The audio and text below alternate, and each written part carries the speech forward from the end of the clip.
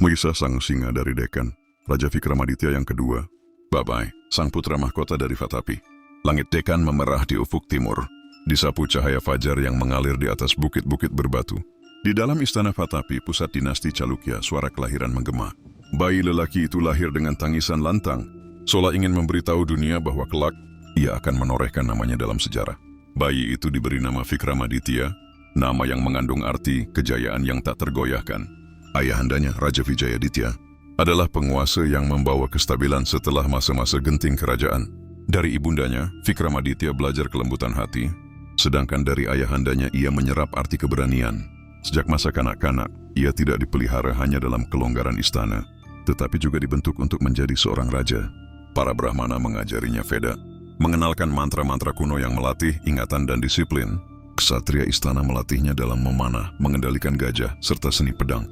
Guru filsafat mengajarinya tentang dharma, kewajiban seorang raja terhadap rakyat dan dewa. Di antara semua itu, Vikramaditya muda menampakkan bakat alami dalam berpikir adil dan mendengar keluhan rakyat kecil. Ketika usianya menginjak remaja, ia sudah ikut serta dalam ekspedisi ayahnya ke wilayah selatan. Dari sana ia menyaksikan betapa perang tidak hanya dimenangkan oleh senjata, tetapi juga oleh kebijaksanaan. Ia belajar bahwa seorang raja bukan hanya penakluk tetapi pelindung. Saat Vijayaditya wafat, Vatapi berduka. Namun di tengah kesedihan itu, rakyat menyambut naik tahtanya Vikramaditya dengan harapan besar. Tahun itu adalah tahun ke-33 dalam abad ke-8. Sang pangeran muda kini menjadi raja. Bab 2, Bara di Selatan, permusuhan dengan Pallava. Di selatan, berdiri dinasti Pallava dengan pusat di kota agung Kanchipuram, dipimpin oleh Raja Narasimhavarman yang kedua. Hubungan kedua dinasti sudah lama, diwarnai konflik. Chalukya dan Pallava saling memandang curiga, masing-masing menganggap dirinya sebagai pewaris kejayaan India bagian selatan. Vikramaditya, meski muda, tidak gegabah. Alih-alih langsung menyerbu, ia menguatkan sendi kerajaan terlebih dahulu. Ia memperbaiki sistem pajak, menata ulang pasukan, dan menjalin aliansi dengan kerajaan-kerajaan kecil di perbatasan. Untuk menundukkan Pallava, ia harus memiliki kekuatan penuh, baik di medan perang maupun di hati rakyatnya sendiri. Namun mata-mata melaporkan, Pallava memperluas benteng, mengumpulkan prajurit, dan menekan sekutu-sekutu Chalukya di selatan. Bara lama menyala kembali. Maka, dengan gajah-gajah perang yang gagah dan pasukan infanteri yang berbaris rapi, Vikramaditya mengerahkan ekspedisi besar. Kemenangan pertama diraih di Nandigrama, sebuah benteng strategis. Setelah itu pasukan Chalukya bergerak terus, menembus lembah-lembah Tamil, hingga akhirnya mereka tiba di gerbang Kanchipuram. Pertempuran Kanchi menjadi legenda. Malam sebelum serangan, Vikramaditya berjalan di antara prajuritnya. "Wahai para putra Dekan," ucapnya lantang, "besok kita tidak hanya berperang untuk menundukkan musuh, tetapi juga untuk menunjukkan kehormatan Chalukya. Ingatlah, kemenangan sejati bukanlah menghancurkan, melainkan menjaga kehormatan Dharma." Pagi itu, genderang perang berdentum. Pasukan Chalukya menyerbu tembok Kanchipuram. Panah melesat, gajah menghantam gerbang, dan pasukan infanteri berteriak lantang. Di garis depan, Vikramaditya sendiri memimpin dengan pedang terhunus. Setelah pertempuran sengit, Kanchipuram jatuh ke tangan Chalukya. Namun di sanalah sang raja muda menunjukkan sifat agungnya. Ia tidak membakar kuil, tidak menjarah rumah rakyat. Sebaliknya, ia memasuki kuil Kailasanatha, menundukkan kepala dan mempersembahkan emas serta permata. Rakyat Kanchipuram, yang tadinya ketakutan, kini menatapnya dengan kagum. "Lawan boleh kalah," kata Vikramaditya, "tapi kehormatan dan iman mereka tidak boleh dirampas." Bab 3, Pembangun, Pelindung, dan Pemimpin. Kembali ke Vatapi, nama Vikramaditya dielu-elukan. Ia disebut Vikramaditya Agung. Namun ia tidak larut dalam kejayaan militer semata. Ia tahu pedang hanya memberi kemenangan sementara. Yang abadi adalah keadilan dan pembangunan. Di bawah pemerintahannya, Vatapi menjadi pusat seni dan ilmu pengetahuan. Ia mendukung pembangunan kuil-kuil megah bergaya Dravida dan Vesara dengan pahatan batu yang rumit dan penuh makna religius. Ia melindungi penyair, filsuf, dan seniman. Vatapi menjadi tempat berkumpulnya para cendekiawan dari seluruh penjuru India. Ia juga memperhatikan kesejahteraan rakyat. Tangannya tidak hanya mengangkat pedang, tetapi juga menandatangani perintah pembangunan irigasi, tanggul, dan jalur perdagangan. Sawah-sawah kembali subur, pasar-pasar ramai, dan jalur sutra India Selatan makin menguntungkan kerajaan. Sebagai pemeluk Shaivisme, ia mendukung kuil-kuil Siwa, namun ia juga menghormati umat Buddha dan Jain. Tanah dan dana disumbangkan untuk semua komunitas, karena baginya raja adalah payung bagi semua keyakinan. Bab 4, Senjakala sang raja. Waktu tidak bisa ditahan, bahkan oleh seorang raja perkasa. Dalam tahun-tahun terakhir, rambut Vikramaditya memutih dan langkahnya tak lagi setegas dulu, namun pikirannya tetap tajam. Ia sering duduk bersama para cendekiawan, mendiskusikan kitab-kitab kuno, atau berbicara tentang masa depan kerajaan dengan putra-putranya. Kadang ia termenung di balkon istana, menatap ke arah selatan. Ia teringat masa mudanya saat ia menunggang kuda menembus badai panah di Kanci. Ia tersenyum tipis. "Aku sudah melakukan bagianku," bisiknya. "Kini waktunya penerusku menjaga Dharma." Pada tahun ke-13 setelah kemenangannya atas Palava, Vikramaditya dulu menghembuskan napas terakhir di istana Vatapi. Rakyat berduka. Jalan-jalan dipenuhi tangisan, bukan hanya kehilangan raja, melainkan kehilangan ayah, pelindung, dan guru. Epilog, warisan sang raja. Hari-hari berlalu, abad berganti, namun nama Vikramaditya II tetap hidup dalam ingatan India. Ia dikenang sebagai sang penakluk Kancipuram yang tidak merusak, melainkan melindungi. Ia dipuji sebagai raja yang membangun, bukan hanya memerintah. Warisannya tidak hanya berupa kuil megah di Badami atau pahatan indah di Kancipuram, melainkan juga prinsip kepemimpinan yang adil, keberanian yang berbalut belas kasih, dan penghormatan terhadap semua keyakinan. Ia adalah raja dengan pedang di tangan kanan dan dharma di tangan kiri. Dalam bintang sejarah India, nama Vikramaditya yang kedua bersinar di antara para raja besar.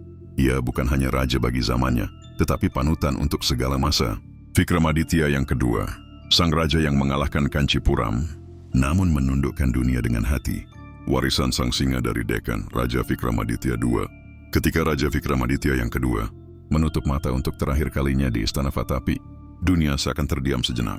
Kematian seorang raja selalu menjadi akhir sebuah bab, tetapi warisan seorang raja sejati adalah awal dari kisah abadi. 1. Penakluk yang memuliakan bukan menghancurkan. Kemenangannya atas dinasti Pallava di Kancipuram adalah salah satu pencapaian militer terbesar dinasti Chalukya. Namun yang membuatnya dikenang bukan sekadar kemenangan itu, melainkan cara ia memperlakukan musuhnya. Alih-alih menjarah, ia justru menyumbang emas dan permata untuk kuil Kailasanatha. Alih-alih membebani, ia membebaskan rakyat Kancipuram dari pajak yang mencekik. Dari tindakannya lahirlah citra raja yang gagah perkasa tetapi berhati bijak. Sejarah mencatatnya sebagai penakluk yang menundukkan kota dengan pedang, tetapi menaklukkan hati rakyat dengan welas asih. 2. Pelindung seni sastra dan arsitektur. Di bawah perlindungannya, seni dan budaya berkembang dengan gemilang. Ia mendukung pembangunan kuil-kuil bergaya, Dravida dan Vesara yang menggabungkan keindahan dua tradisi besar arsitektur India. Di Badami, jejak ukiran batu, pahatan, dan karya seni sakral dari masanya masih dapat ditemukan. Ia melindungi penyair, filsuf, dan cendekiawan, menjadikan Vatapi pusat intelektual yang ramai dikunjungi. Warisan ini menjadikan dinasti Chalukya sebagai salah satu peradaban yang meninggalkan jejak seni paling kaya di India Selatan. 3. Kesejahteraan rakyat sebagai Dharma Raja. Ia percaya bahwa tugas raja adalah menjaga keseimbangan antara kekuatan dan keadilan. Oleh sebab itu ia membangun sistem irigasi, tanggul, dan distribusi air yang menyuburkan pertanian. Ia memperhatikan pasar-pasar, jalur dagang, dan keadilan dalam pajak.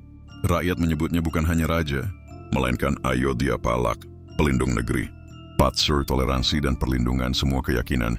Meski seorang pemeluk Shaivisme, ia tidak pernah memaksakan iman.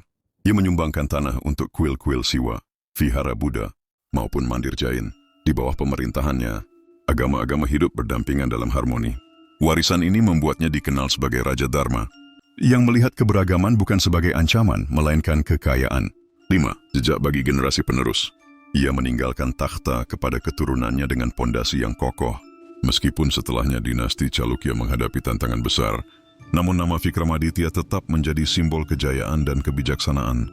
Para penerusnya, meski tidak selalu mampu menyamai kebesarannya, selalu merujuk pada masanya sebagai era keemasan.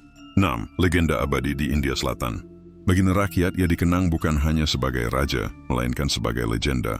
Ukja tentang penaklukan Kancipuram, kemurahan hatinya kepada kuil, dan keadilannya terhadap rakyat kecil terus diceritakan dari mulut ke mulut. Hingga berabad-abad kemudian, namanya disebut dengan rasa hormat yang sama seperti para raja besar India. Penutup, sang raja dengan pedang dan dharma. Warisan Raja Vikramaditya II adalah keseimbangan antara kekuatan dan kebijaksanaan. Ia menunjukkan bahwa seorang penguasa tidak hanya dinilai dari medan perang, tetapi juga dari cara ia membangun, melindungi, dan menghormati. Ia meninggalkan dunia bukan hanya dengan kejayaan militer, tetapi dengan pilar dharma yang tegak, keadilan bagi rakyat, perlindungan bagi keyakinan, kemakmuran bagi negeri, dan keindahan seni yang abadi. Di Deccan di tanah India Selatan, dan dalam hati sejarah, ia tetap hidup sebagai singa yang menundukkan dengan pedang, namun memuliakan dengan hati. Bangsa yang besar bukan hanya karena luas wilayahnya, tetapi karena tingginya seni, dalamnya ilmu, dan adilnya hukum. Itulah istana sejati yang harus dibangun oleh seorang raja. Pedangku hanya akan kuangkat untuk melindungi negeri, bukan untuk menindas, sebab pedang yang digunakan tanpa dharma akan berbalik melukai pemiliknya. Dharma raja tidak berhenti di medan perang. Dharma itu harus hadir di sawah yang berlimpah air, di pasar yang ramai dengan dagangan, dan di setiap rumah rakyat kecil yang merasa aman tidur di bawah naungan kerajaan. Kemenangan sejati bukanlah membakar kuil atau merampas harta, melainkan menegakkan kehormatan musuh dan menunjukkan bahwa kekuatan tertinggi seorang raja adalah kemurahan hati. Seorang raja boleh menaklukkan kota dengan pedang, tetapi hanya bisa menaklukkan hati rakyat dengan keadilan dan kasih. Jika aku hanya merusak, namaku akan hilang bersama debu. Namun jika aku melindungi, maka namaku akan hidup selamanya. Seorang raja tidak boleh hidup hanya untuk masa kini. Setiap keputusan yang ia buat adalah warisan yang akan dirasakan 7 generasi setelahnya. Maka biarlah setiap tindakanku lahir dari kebijaksanaan, bukan keserakahan.